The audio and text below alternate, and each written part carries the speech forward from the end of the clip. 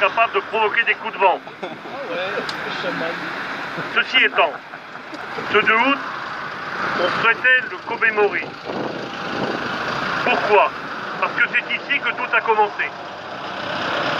J'appellerai ensuite, tout le monde l'oublie, mais moi je le répète à l'envi.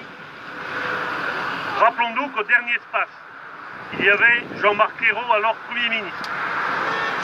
Il y avait Stéphane Le Foll, ministre de l'Agriculture.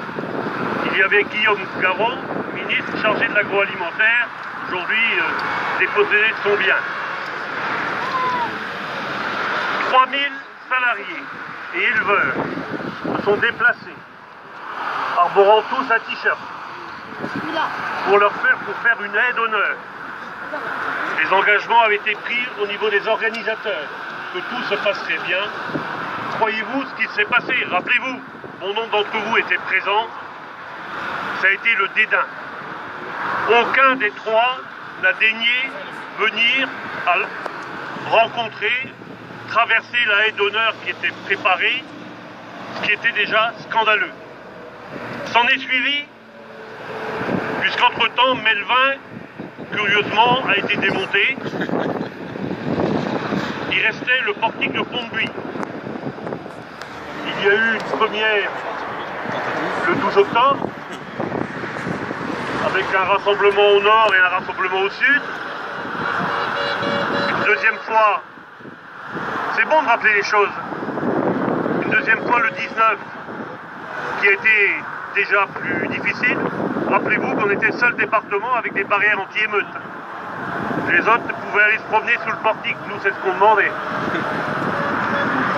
Et le 19 déjà, ça commence à mal tourner. Pour moi au moins toujours, puisque j'ai eu le droit d'être mis, j'ai au moins découvert les barrières anti-émeutes de l'intérieur. Bon, ils m'ont libéré assez vite, mais après avoir donné des bons coups aussi sur ma personne. Le 26 octobre, ça n'a plus du tout été la même chose. Je vois René là, René Couette, donc ça a été démesuré. Nous étions avec des œufs, des tomates, des choux-fleurs. Eux ont répondu avec des flashballs, des grenades détonnantes, assourdissantes, des tirs tendus. C'était complètement démesuré par rapport, nous étions très nombreux, certes, et c'était là la première fois où nous portions les bonnets rouges, puisque nous venions de décider d'utiliser cet emblème. Ceci étant, c'est là que nous avons décidé, il y avait un mouvement qui était décidé pour Marine-Harvest qui s'est transformé en grand rassemblement à Quimper le 2 novembre pour l'ensemble des besogneux que nous sommes. On attendait, on espérait 10 000 personnes, on était plus de 30 000. Ensuite, on a senti que le mouvement pouvait nous échapper. Il y avait une volonté de certains partis politiques, de droite comme de gauche, de nous utiliser. Et donc, décision a été faite et prise de le faire à Carhaix, le 30 novembre. Nous ne voulions pas le faire en ville, car nous ne voulions pas, nous étions avec les commerçants, nous étions à quelques 3 semaines des fêtes de fin d'année, et dans les difficultés que tout le monde traverse, et donc nous avons choisi le site de Carhaix, à Quérampuil, pour le faire. Nous n'espérions pas avoir autant de monde, ça a été plus de 40 000 personnes. Et une demande déjà a été faite, nous avons créé des comités locaux. Aujourd'hui, c'est plus de 60 comités locaux qui existent à travers les 5 départements. Et ça fonctionne, même si au début ça a un peu balbutié. Aujourd'hui, je vous prie de croire que c'est l'économie et l'emploi qui est mis en avant, parce que tout le monde sent que tout est en train de foutre le camp en Bretagne. Ça a été des états généraux ensuite, bon nombre de réunions locales. Ça a été un autre rassemblement le 14 juin. Et aujourd'hui, cette date anniversaire pour montrer à notre gouvernement que nous restons tout aussi mobilisés. Pourquoi? Eh bien parce que rien n'a changé. Nous avions au départ 4 revendications. Les 4 revendications étaient les suivantes. Maintien des routes gratuites en Bretagne. Pour l'instant, elles sont maintenues. Mais pour combien de temps? Ensuite, suppression de l'écotaxe. Elle n'est pas supprimée. Et contrairement à ce qu'on raconte. Alors elle s'est appelée écotaxe. Après, elle est devenue éco-redevance. Et maintenant, il l'appelle péage de transit. Alors, ils nous disent qu'on a fait des sacrées avancées. Au lieu de 15 000 km éco-taxés au niveau français, il n'y aura plus que 4 000. Et la taxation sera de 13 centimes du kilomètre.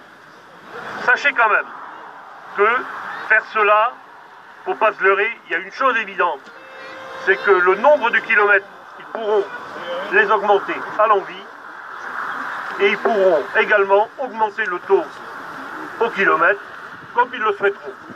Donc nous refusons, que moi j'appelle non pas ce fameux péage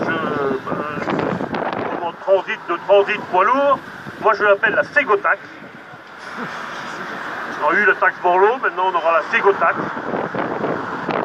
Proprement insupportable. Par contre, ce qui n'a jamais été dit, et on trompe les citoyens, c'est qu'en fait, toutes nos routes seront écotaxées. Pourquoi?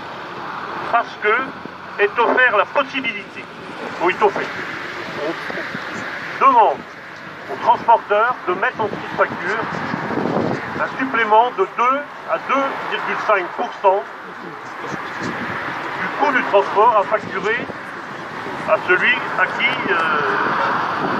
il doit recevoir le produit.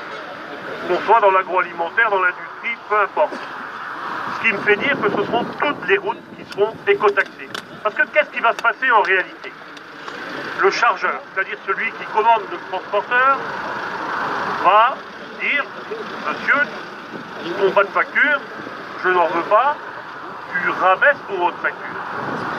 Quand on sait que le monde du transport, aujourd'hui, a une marge nette d'environ 1%, je ne vous fais pas un dessin. C'est la mort de tous les petits transporteurs. Seuls ne pourront résister que les gros. Si c'est ça, le choix du gouvernement, ben ça n'est pas le nôtre. Et c'est bien pour ça qu'on doit continuer à se battre tous ensemble. On est en train de nous enfumer. Ce qui dérange au niveau de ce qu'on appelle le mouvement des bonnets rouges, c'est qu'aujourd'hui, tous les acteurs socio-économiques sont là. Corinne l'a dit, très bien dit tout à l'heure, qu'on soit salarié, même chômeur, retraité, qu'on soit pêcheur, transporteur, commerçant, artisan, paysan, on veut tous vivre et travailler au pays, c'est ça qui nous anime. Il va falloir sans doute réparer pour l'automne quelque chose de fort. Vous pouvez compter sur nous. Car aujourd'hui, des choses sont en train de se passer quand même. Alors la réforme territoriale, au niveau du collectif des bonnets rouges, collectif Vivre, Décider et Travailler en Bretagne, on a fait le choix effectivement d'une Bretagne à 5. Lundi prochain, à Nantes, il y a un procès. Sachez quand même que les 6 ont subi une garde à vue de 48 heures. Pourquoi? Pour certains, pour avoir jeté des œufs et de la farine sur les grilles de la maison de M. Hérault. D'autres, on les poursuit en plus pour port d'armes illégal. Port d'armes illégal, il faut savoir, c'est un canif. C'est une opinel. Donc si demain, on doit mettre en garde à vue tous ceux qui ont un couteau, moi j'ai toujours entendu mon père et mon grand-père, un bon paysan a toujours un couteau dans sa poche. Et non mais tout ça pour vous dire que donc tous ceux qui ont un couteau pour couper leur saucisson, pour éplucher leur pomme, doivent aller en prison. Voilà, Corinne a son opinel, bon, on va la mettre en garde à vue. Non, mais c'est pour vous dire qu'un certain nombre d'entre nous iront les solliciter, iront voir.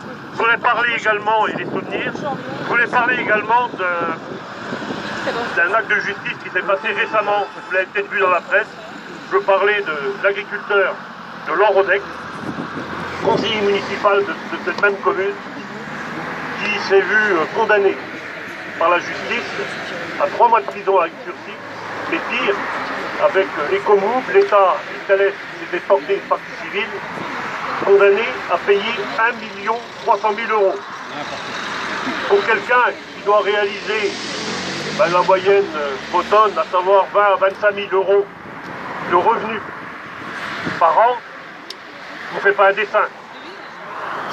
Mesure disproportionnée, compte tenu que ce monsieur n'a strictement rien fait, puisqu'il l'a fait sous la contrainte, puisque ce sont des manifestants qui sont venus, son seul malheur était que sa ferme était tout à côté du portique. Donc ils ont récupéré les pneus chez lui, il les a juste peinés et condamné à 1 300 000 €. Mais les choses ne sont pas finies. La justice, soi-disant indépendante, continue. Alors, je n'ai pas encore le chiffre exact, mais pour le portique de Guiclan, ça c'est d'ores et déjà que fin octobre, 12 ou 13 ou 14 sont déjà appelés à comparaître. Donc, tout ça est fait pour déstabiliser. Moi je vous demande une chose, c'est au contraire, ça doit nous rassembler. Et il faut qu'on soit encore sûr de notre fait, de notre bon droit. Et il faudra qu'on fasse plier Paris. Il faut que Paris plie, nous écoute. Je vous rappelle que depuis le mois de novembre, nous n'avons de cesse de demander des rencontres qui nous ont toujours été refusées. Ça n'est plus possible. S'il le faut, nous avons fait toujours des mouvements pacifistes. S'il faut qu'on change de braquet, on changera de braquet.